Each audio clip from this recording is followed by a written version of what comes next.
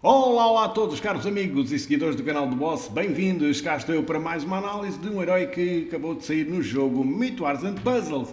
Desta vez um herói que diz respeito ao evento Fantasia Elemental de cor roxa, que está a decorrer neste momento. E então vamos falar aqui um bocadinho sobre o Azepo, o seu nome, Punho em Maldade, como vocês estão aqui a verificar, ele é de cor roxa, elemento de trevas, bastante bonito graficamente, pode-se assim dizer, a fazer lembrar o Hector, o Aníbal, né?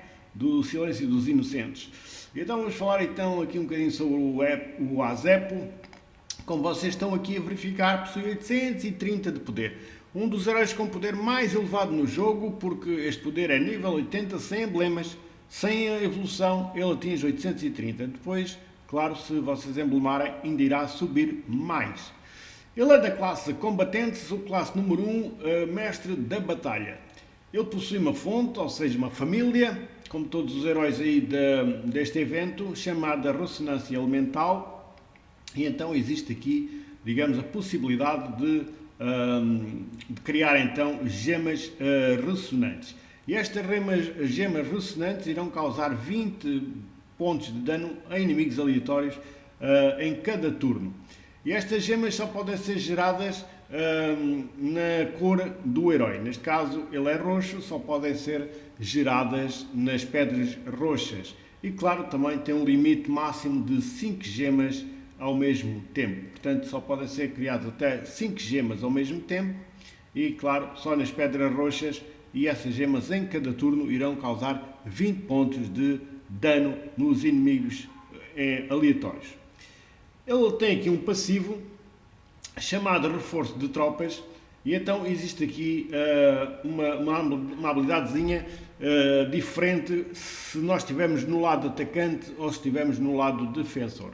O lado atacante, como eu tenho explicado sempre, é o lado quando nós atacamos com os nossos heróis, quando nós somos nós a jogar com os nossos heróis. E se assim for, as tropas deste herói causam 50% de dano adicional aos seus inimigos de elemento contrário, ou seja, nos inimigos amarelos, que é a cor contrária do roxo, irão causar mais 50% de dano do que é hábito. Portanto, isso formos nós a jogar. Se for o computador a jogar por nós, por exemplo, se nós colocarmos este herói numa mina, a defender as minas, ou numa guerra, e vierem outros jogadores a atacar, portanto aí passa ao lado defensor, nesse caso este herói irá sofrer menos 10% de dano dos inimigos amarelos, portanto que é o elemento contrário ao amarelo, irá sofrer 10% do que é hábito, menos 10% do que é hábito desses heróis.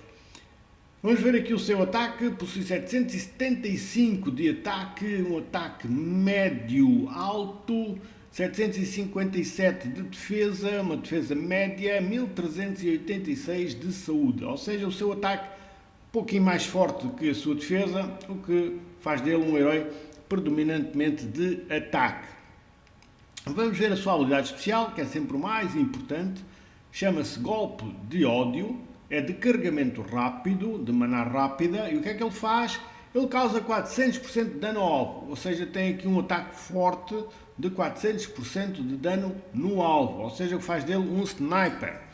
Depois diz assim, se o número de runas roxas no tabuleiro for maior ou igual a 5, quando a habilidade é lançada, ele causa 400% de dano ao alvo e inimigos próximos. Em vez de atacar só um, se existirem, por exemplo, 5 ou mais pedras roxas no tabuleiro, em vez de atacar só um, passa a atacar, neste caso, 3. Ataca aquele que ele escolher e os que estão ao lado dele. Portanto, ataca 3.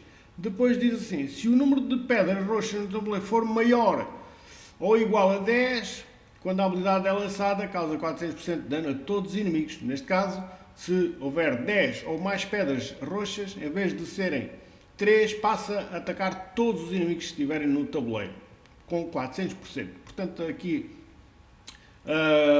o dano é de 400%, é igual em todos os fatores, só o que altera é o número de heróis que ele atinge consoante as pedras. Portanto, se tiver menos de 5, só ataca 1. Se tiver 5 ou mais, até 10, ataca 3. Se houver mais 10 pedras, ele ataca todos os inimigos, causando 400% de dano em todos eles, o que é bastante forte. Diz depois, os inimigos que recebem esse dano, né, reduzem o seu ataque em 38% por 3 turnos, ou seja, durante 3 turnos, aqueles inimigos que forem atingidos aqui pelo Azepo têm o seu ataque reduzido em 38%. Durante 3 turnos tem o seu ataque mais fraco em 38%. Depois diz assim, os inimigos danificados reduzem a sua precisão em 35% durante 3 turnos também. Ou seja, os inimigos que ele atingir, ele irá colocar cegueira neles durante 3 turnos em 35%, o que pode fazer errar o alvo assim que eles dispararem, como vocês sabem. Portanto, estamos perante um herói vocacionado para o ataque.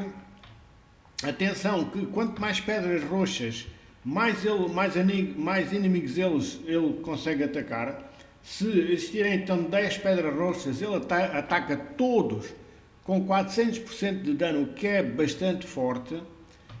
Por isso eu aconselho a sua emblemagem na parte ofensiva, apanharem tudo o que é espada na grelha de talentos, para que o seu ataque ainda fique mais forte. Portanto, aqui fica o meu conselho, a minha dica, é apanharem tudo o que é espadas na grelha de talentos. Quanto à colocação na equipa, tanto faz ser à esquerda, ser à direita, não tem absolutamente diferença nenhuma, mas convém ser num canto, ou seja, canto esquerdo ou canto direito será o sítio ideal para o Azepo atuar na vossa equipa. Não tem absolutamente diferença ser à esquerda, ser à direita, mas convém ser num canto para ficar um pouquinho mais protegido depois das pedras. Portanto, emblemagem na parte ofensiva, colocação na equipa num canto. Quanto à atribuição de valor, eu vou dar um 8 a este Azepo, visto que ele é excelente herói de ataque. É um herói vocacionado para o ataque e é um herói forte no ataque.